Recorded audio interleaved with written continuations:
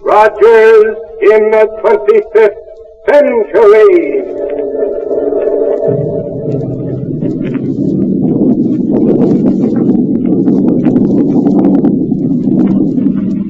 Buck Rogers is back on the air. Buck and Wilma and all their fascinating friends and mysterious enemies in the super-scientific 25th century. Now, this program is brought to you by the makers of Popsicle, Fudgicle, and Creamsicle, those delicious frozen confections on a stick. Now I have a swell surprise for you.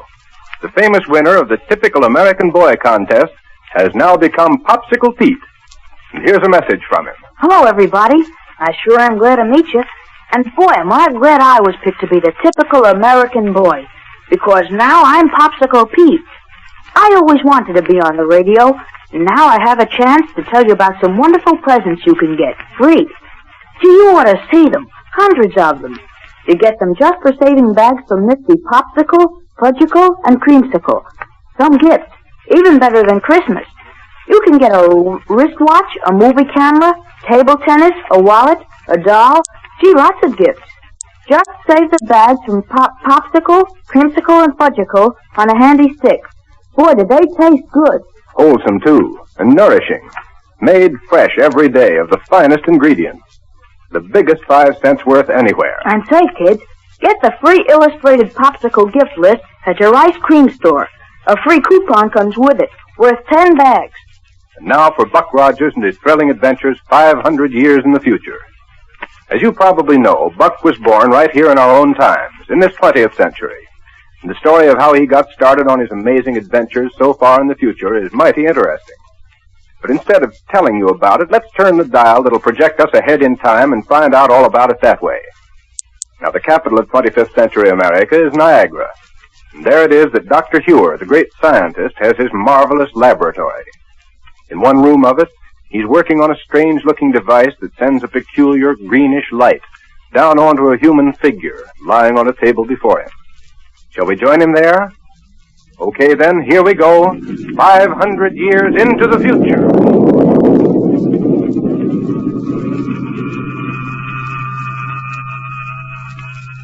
The ray is putting you to sleep. To sleep. Relax and sleep. Sleep. Sleep. Good. The ray's had its effect. Now I can go ahead. Yes, come in. Oh, hello, Wilma. Hello, Dr. Hewer. Hi, why don't you have more light in here? Coming in from outside, I can hardly see a thing in this spooky greenish glow. Part of a little experiment I'm conducting. Oh.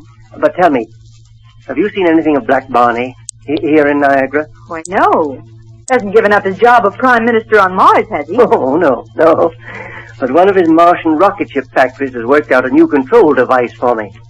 I rather hoped he'd get here with it today. Oh. Meantime, I've made ready for a final test of this little invention here. Like to stay and see it? I'd love to, Doctor, and you know it, but I just dropped in to find out if you'd seen any sign. Oh. What's the matter? Doctor, what's happened to him? Eh? Is he all right? Doctor! I see. What's happened to him? Why is he lying here on the table? Don't worry, Wilma. Don't worry. Doctor, what are you... He is offered to be the subject of my test. That's all. But then, why is he... Simply lying here, comfortably asleep, under the influence of my electro-hypnotic ray. Oh, I was afraid something had happened to him. Not a thing. Surely you don't think for a minute that I'd do anything No, of course not. But the electro-hypnotic ray... Are you sure this experiment won't hurt him in any way? Oh, absolutely sure. Well, you can't blame me for being a little shocked for a minute. But what's that thing up near his head that looks like a miniature power plant with a loudspeaker on top of it? That, Wilma, is my latest scientific achievement.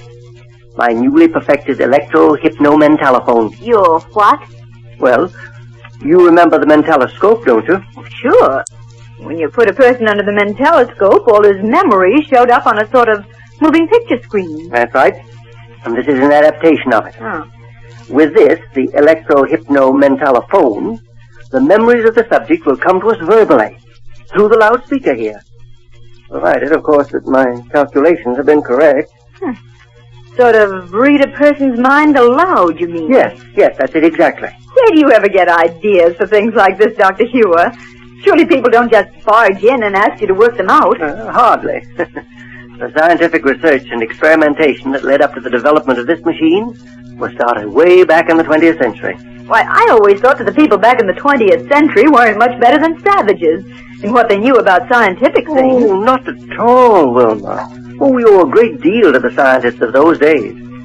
Were it not for the groundwork laid by men like Einstein, Fitzgerald, Compton, Millikan, and the rest, we'd be without a great many of the things we have today. They never really got anywhere with rocket ship development, or anything like that, though, did they? Well, successful rocket flight depends on two things that have been brought into existence only recently. One of them must be a neutron. Yes, a neutron. The material that defies gravity and makes it possible to lift a big spaceship off the Earth and away from its terrific gravitational pull without too much waste of power. And what's the other? Impervium. The only metal capable of withstanding the high temperature of rocket blasts for any length of time. But now, let's go ahead with this experiment. Yes, let's. And you can tell me how this apparatus works as we go along, just what it does to them. Well, not very much to tell you about the apparatus itself, Wilma, except that here, in this little pad under his head, is an extremely sensitive and high-frequency response piezoelectric oscillator of quite complicated design. Yes, I guess so. Yes. And I've succeeded in tuning it to receive the minute electronic impulses that emanate from his brain. Yeah. Through the medium of a super-radiating protonoformer. Oh, yes, Oh, what? In other words, we're able to obtain sufficient amplification of the impulse output to register audibly through a process of thermionic note magnification. That's all there is to it. I think I'll understand it better when I see this thing work. I shall be very much disappointed if it doesn't. Oh, don't you worry about that, Doctor. Your inventions always work. I have been rather lucky in most of my experiments, haven't I? Lucky. Well, now let's proceed with this one. All right. Anything I can do to help? No, thanks. First of all, we'll have to switch in the electronoformer. Gives the electronoformer a sort of eerie sound. Yes. And now, when I switch on this microphone and speak to him, my words will be registered directly on his brain. Not through his ears, you understand, but directly on his brain. Uh-huh. And if we're successful, we'll receive his subconscious response through the loudspeaker. Go ahead, Doctor. Now, young man, what is your name? I said, what is your name? Buck Rogers. Well, it worked. But, Doctor... My invention's a success. Doctor, what happened? It works even better than I thought it would. He didn't move his lips, though. And how could we hear him talk if he didn't move his lips? It read his mind aloud, Wilma. It read his mind aloud. Sounded like his real voice, though. Well, of course, because he thinks of speech in the same manner that the others is. Great day, it doesn't seem possible. Ask him some more questions. Yes, by all means. Listen. Buck, you were born back in the 20th century, were you not? Yes, sir. But this is the 25th century. You see, Wilma, his memory's preserved intact. May I ask him a question? Surely, go ahead. Go ahead. Buck, how did you happen to come to the 25th century? One day in the year 1919, I was in the lower workings of an abandoned mine near the city of Pittsburgh. Yes? All of a sudden, the supports that held up the walls and ceiling gave way and the whole thing caved in on me. Yes? Some kind of peculiar gas was released. It put me to sleep. It kept me in a state of suspended animation for 500 years. Then the ground shifted and let in fresh air and I woke up. Well, how did you know you were in suspended animation for 500 years? Instead of the year 1919, it was the year 24-something. To be exact, it was 24... How did you know what year it was? I was told about it by Lieutenant Wilma Deering, a beautiful girl soldier I met when I first did it. Oh, then you knew Wilma Deering. Oh, I certainly do. She's the finest and bravest girl who ever lived. Why, Wilma... Buck Rogers?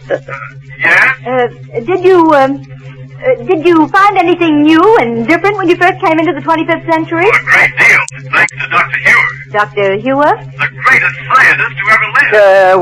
What's that? Nowhere in the universe is there a scientist who's done so much good for humanity, or done anything that can even Wait. compare with. Wait a minute, Buck. Yes? Just forget Dr. Hewer and go on with what you were saying. But he's the man who invented the first rocket ship that took us to the moon.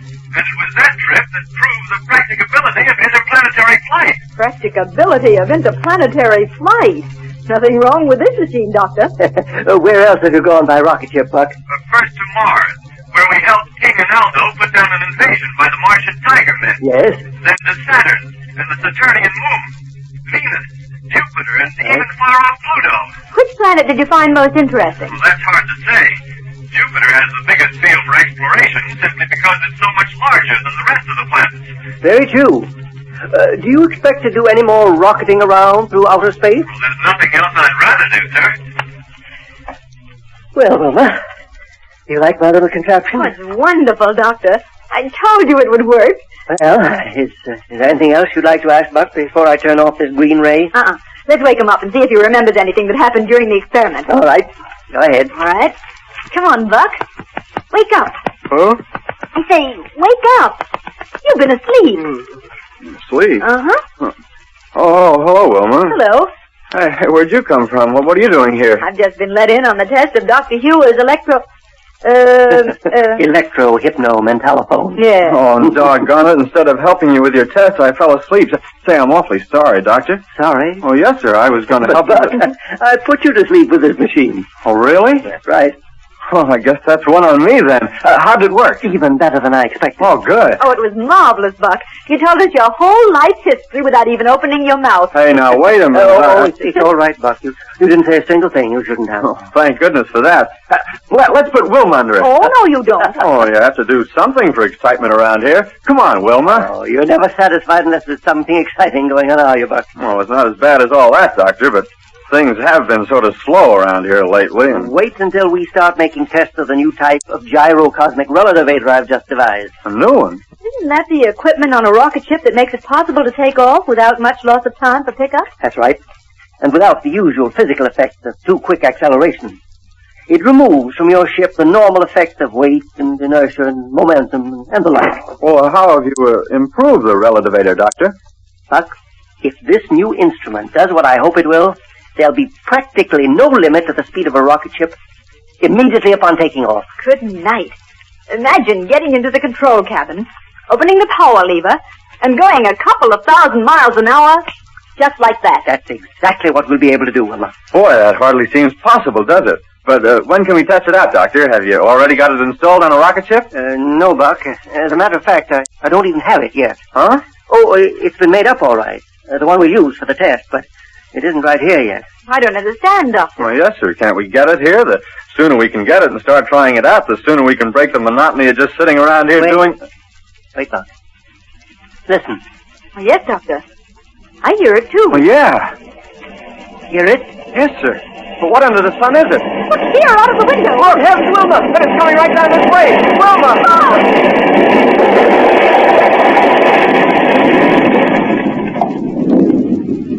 Say, Buck's wish for excitement certainly came true in a hurry.